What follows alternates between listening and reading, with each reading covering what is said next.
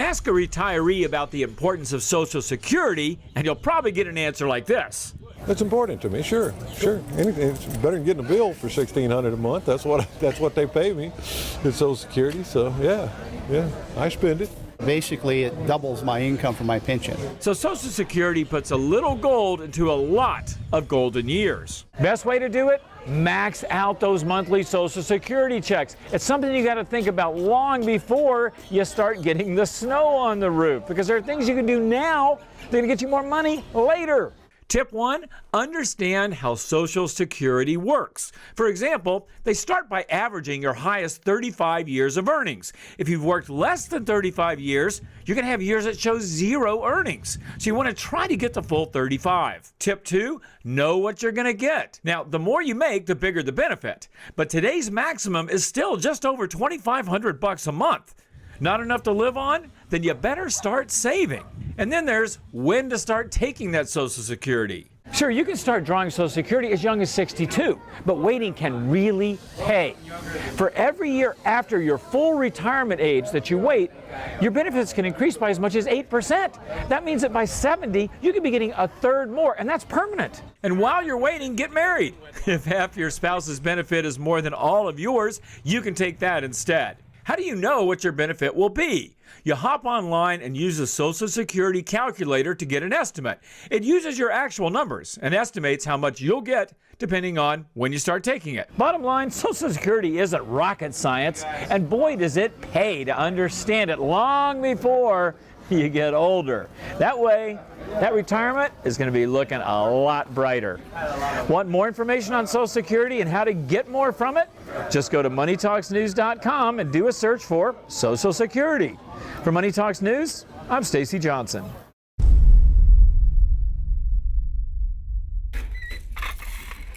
The high price of prescription drugs. It's a bitter pill to swallow. In a recent survey of CVS pharmacists, 62% said cost is the biggest reason some patients may not fill prescriptions or take the proper amount. There are ways, though, to tackle the high cost of drugs. There are programs designed to put free prescription drugs in the hands of people who can't afford them. Obviously, generics are a solution, but one thing a lot of people try is buying their medications overseas. Well, outside the U.S., they sell the same medications that are sold here. It's just that they cost about 80% less. That's Todd Cooperman, a doctor and owner of website PharmacyChecker.com. His site helps match people with low-cost drugs from all over the world and from pharmacies that can be trusted. What Pharmacy Checker does is vet these pharmacies, actually inspect many of them, check the credentials of all of them to make sure that these are licensed pharmacies in the countries where they exist. So, according to Dr. Cooperman, as long as you buy from the right places, there's nothing inherently unsafe about getting your medications overseas. And as for price, here are examples supplied by Pharmacy Checker. A 3-month supply of 40 milligram Nexium is more than $700 at Rite Aid. Outside the U.S., however, you can find it for $70. That's a 90% discount. A 3-month supply of 10 milligram Crestor can be $600 here, $60 elsewhere, also 90% less. But then there's the big question, is it legal? Technically, it isn't. But I asked the FDA, will you bust people? Here's what they said. FDA isn't aware of any actions taken against an individual resulting from their purchase of small quantities of unapproved drugs for personal use. Bottom line, if you rely on high-cost drugs, don't take chances with quality, but it's sick to overpay. Get more information. Just go to MoneyTalksNews.com and do a search for drugs. For Money Talks News, I'm Stacy Johnson. When we need something, we expect to pay for it. That's only fair. But what isn't fair is fees that exist just to fatten some businesses' bottom line. I'm talking about fees so silly, they're insulting. The financial equivalent of a cold slap in the face. Here's some examples. First stop, the airport, a building so full of insulting fees it's hard to count them all. Here you're going to find not just fees to check a bag, but depending on the airline, fees to bring a carry-on bag, select a seat, book by phone, print a boarding pass, bring a pet, and on some international flights, carry your own baby on your own lap. Spirit Airlines even charges for in-flight water. And that's just flying. Rent a car, and you might encounter one of the most overpriced charges anywhere, the collision damage waiver. A substitute for insurance, it can cost more per day than the rental car. Some rental companies also charge for returning a car early. Next up for a cold slap in the face, your neighborhood bank. It's not enough that they're paying practically no interest. Now most are charging monthly just to have a checking account. You'll pay to get your own money from another bank's ATM. Some credit cards have fees for foreign transactions. Some banks charge to talk to a teller, and many charge up to $10 just to cash a check. And then there's your home away from home, hotels. Some hotels charge resort fees to use the pool, a fee to park your car, in-room coffee, late checkout, even for the newspaper. Bottom line, the only time you should ever pay extra is when you get extra. Anything else? It's just an insult. What fee bothers you the most? Sound off and learn to avoid all kinds of fees at MoneyTalksNews.com. Just do a search for fees. For Money Talks News, I'm Stacy Johnson.